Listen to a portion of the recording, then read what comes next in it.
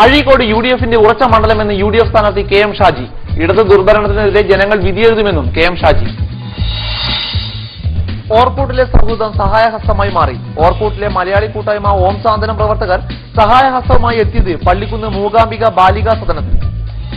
ഓർക്കൂട്ടിലെ സൗഹൃദം സഹായഹസ്തമായി മാറി. ഓർക്കൂട്ടിലെ മലയാളി കൂട്ടായ്മയായ ഓം സാന്ത്വനം പ്രവർത്തകരാണ് ഒരു കൈ സഹായവുമായി പള്ളിക്കുന്ന് മൂകാംബിക ബാലികാ സദനത്തിൽ എത്തിയത്. ഇന്റർനെറ്റുകൾ ദുരുപയോഗം ചെയ്യുന്ന വർത്തമാനകാലത്ത് ഇത്തരത്തിലുള്ള സാമൂഹ്യ സേവനങ്ങൾ ശ്രദ്ധേയമായി. കളിക്കാനും ചിരിക്കാനും ആസ്വദിക്കാനും മാത്രമല്ല, ഒരു കൈസഹായം അതർഹിക്കുന്നവർക്ക് നൽകാനും ഇത്തരം സാമൂഹിക കൂട്ടായ്മകൾക്ക് കഴിയുമെന്ന് വെറും 4 മാസങ്ങൾ കൊണ്ട് തെളിയിച്ചു ഈ മലയാളി ഓർക്കൂട്ടം കൂട്ടായ്മ. പള്ളിക്കുന്നിലെ മൂകാംബിക ബാലികാ സദനത്തിലെ 20ഓളം കുട്ടികൾക്കാണ് പഠിക്കാനുള്ള മേശ, കസേര, പുസ്തകം, പേന എന്നിവ നൽകിയത്. സൗഹൃദത്തിനപ്പുറം ചെറിയ ചെറിയ സഹായമാണ് തങ്ങൾ ചെയ്യുന്നതെന്ന് മേലെച്ചൊവ്വയിലെ വിൻല സനിൽ പറഞ്ഞു.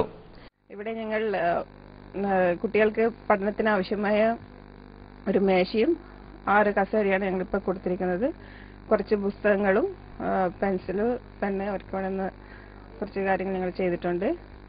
ഇവരൊക്കെ കോഴിക്കോട്, പാലക്കാട് പല നാടുകളിൽ നിന്ന് വന്നിട്ടുണ്ട്. ഞങ്ങളിപ്പം ഓർക്കിഡ് മലയാളീസ് കമ്മ്യൂണിറ്റിയിൽ 40,000-40,000 മുകളിൽ മെമ്പേഴ്സ് ഉണ്ട്. പക്ഷേ എങ്കിൽ ഇപ്പോൾ ഈ സാധനം എന്നുള്ള ഒരു പ്രോഗ്രാമിൽ ഇപ്പം ചുരുക്കം കുറച്ച് പേരെ മാത്രമേ ഉള്ളൂ.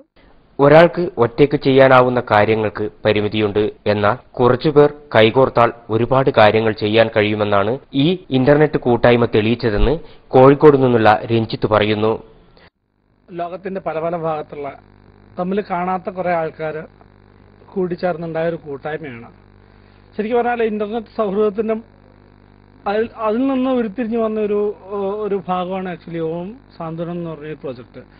അപ്പം ശരിക്കും പറഞ്ഞാൽ ഇതിൽ വളരെയധികം മെമ്പേഴ്സ് ഉള്ളതാണ്. ബട്ട് എല്ലാവർക്കും എന്താ പറയാ, സ്ഥലം ആക്സസിബിലിറ്റി കാരണം എല്ലാവർക്കും എത്തിച്ചേരാൻ പറ്റിയിട്ടില്ല. ഡൽഹിയിൽ വെച്ച് മുന്നേ നടക്കുകയുണ്ടായി. ചങ്ങനാശ്ശേരി, അവിടെ അങ്ങനെ കോഴിക്കോട് നടന്നു, പാലക്കാട് നടന്നു, അങ്ങനെ ഞങ്ങൾ കണ്ണൂരേക്ക് വന്നിരിക്കുകയാണ്. പലരും നേരിൽ കണ്ടുമുട്ടുന്നത് ആദ്യമായിട്ടാണ്. അതുകൊണ്ട് തന്നെ മൗസ് ക്ലിക്കിന് ഉള്ളിൽ ഒതുങ്ങുന്ന സൗഹൃദം നേരിട്ട് പങ്കിട്ടപ്പോൾ വല്ലാത്ത സന്തോഷം. അതിലേറെ സന്തോഷം മൂകാംബിക ബാലികാ സദനത്തിലെ പെൺകുട്ടികൾക്കും. അംഗൻവാടിയിൽ പോകുന്നവർ മുതൽ +2 വിദ്യാർത്ഥിനിയും ഇവിടെയുണ്ട്. പലരും പാട്ടുപാടിയും നൃത്തം ചവിട്ടിയും കവിത ചൊല്ലിയും ഓർക്കൂട്ടിലെ അതിഥികളെ വിരുന്നൂട്ടി. ഇന്റർനെറ്റ് ദുരുപയോഗം ചെയ്യുന്ന ഈ കാലത്ത് ഇത്തരത്തിലുള്ള കൂട്ടായ്മയും സഹായവും വലിയ കാര്യമാണെന്ന് Sarvamangala charitable trust secretary P T. Ramesh പറഞ്ഞു. നമുക്കറിയാം, ഇന്ന് ഇന്റർനെറ്റ് എന്ന് പറയുന്നത് വളരെയധികം ഒരു പേരുദോഷം വരുത്തി അതിന്റെ നല്ല വശങ്ങളൊന്നും ആരും അറിയുന്നില്ല.